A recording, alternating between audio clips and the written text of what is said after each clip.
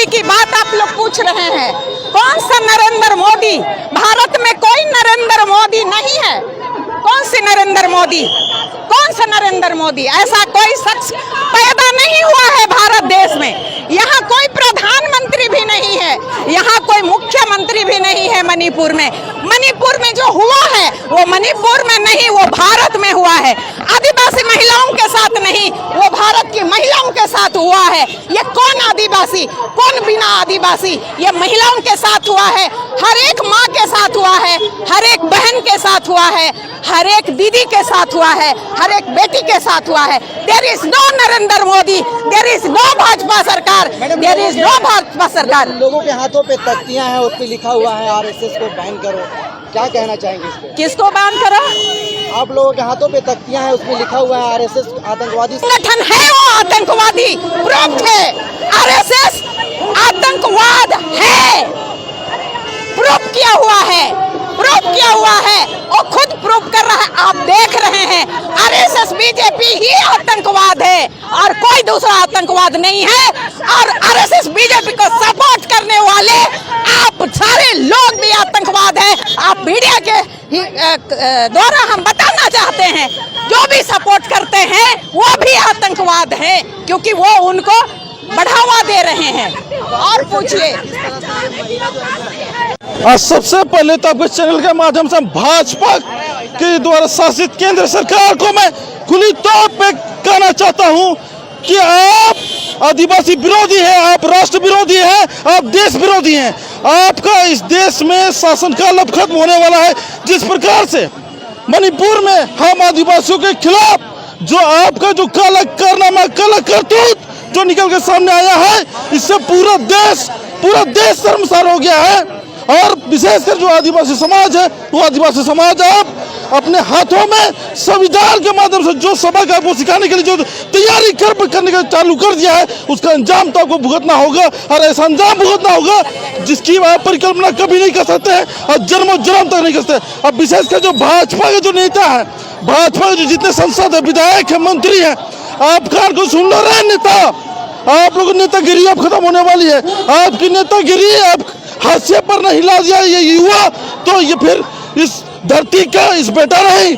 और आप लोगों को कान खोल के सुन ले कि आपने उस आदिवासी माँ बहन पर जो अत्याचार कर रहे हो, जो आपने घिनौना काम किया है, आरएसएस का जो दलाल, आरएसएस के जो चमचे और भाजपा के चमचे दलाल, आप सब लोगों को अंजाम भुगतने के लिए तैयार रहना है। पूरा आदिवासी समाज गोलबंद हो चुका है, जाग गया है आप लोगों का सबक सिखाने के लिए।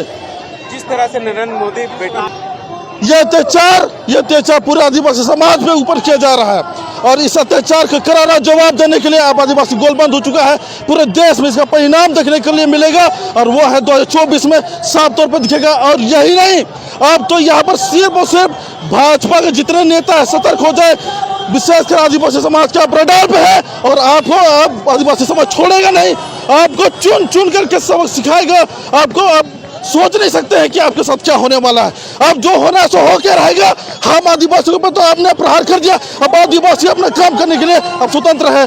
संविधान उसके हाथ में है और वो जवाब देना अच्छी तरह से जानता है और जवाब देगा। और ऐसा जवाब देगा कि आप और आपको पूरा पार्टी और आपका पूरा संगठन तबाह हो जाएगा। सोनू गल को सबसे पहले राज्य में सरकार मणिपुर में किनका है? बीजेपी का है। केंद्र में किसका है? बीजेपी का है। आपका डबल इंजन की सरकार, एक दंगा हो रहा है जिसमें कि 1 करोड़ से भी कम संख्या है वहाँ की आबादी उस राज्य का, और आपसे कंट्रोल नहीं हो रहा है। अब बात करते हैं विश्व गुरु की, अरे आपसे एक राज्य नहीं कंट्रोल हो रहा है तो आप देश कैसे कंट्रोल कीजिएगा?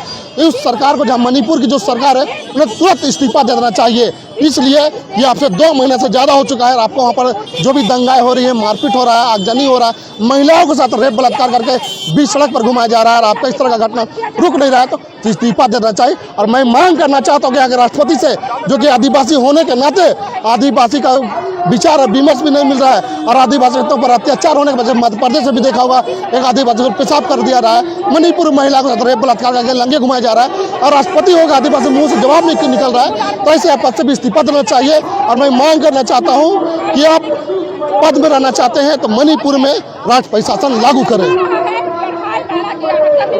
समय नहीं मिलता है। मैं मीडिया बंद से कहना चाहता हूँ, आप एक आंख में सुरमा एक आंख में काजल नहीं करें। आप समाज का आईना है, आप हर मुद्दा को हर समस्या को दिखाने का काम करें। कभी महिलाओं को सबसे पहले मैं कहना चाहता हूँ कि देश में आदिवासी और दलित को ये लोग चाहता है पूरा खत्म कर देने के लिए। हम लोग संवैधानिक तौर पे लड़ाई लड़ रहे हैं, हमारा हक अधिकार है, संविधान के तरह जीना चाहते हैं। आज मैं कहना चाहता हूँ कि देश में यूसीसी जो लागू करना चाहता है, क्यों? अरे जो हमारा देश हमारा राज्य, हम लोग छोटा नागपुर का सरकारी नियम रहते हैं, यहाँ का नियम कानून सांस्कृतिक भौगोलिक सब कुछ अलग है। अगर वो एक समान एक कानून करेगा तो हमारा संस्कृति तो मिट जाएगा। और दलित समाज और आदिवासी समाज हम लोग प्रकृति का पूजक है, झारखंड के धरोहर के पूजक है, गंगा जमुना पहाड़ पर्वत के पूजक है। हम लोगों को बाबा साहब जो संविधान में हक और अधिकार दिया है, हम उसको मानते हैं और देश संविधान से चलेगी और न किसी और से चलेगी। मोदी जी तो कहते हैं या मेरे आप आदिवासी बना के सिर्फ लिलीपॉप दिए हुए हैं। आप यदि नहीं आदिवासी का आपको दिल में दर्द है, मणिपुर का घटना 3 महीना हो गई, आपने उसमें जांच क्यों नहीं बैठाया? समय रहते अगर वहाँ पे जांच एजेंसी चला जाता, गृह विभाग से वहाँ पुलिस फोर्स जो गुनहगार था उसको पकड़ के जेल में डाल देता, इतना बड़ा घटना नहीं करता।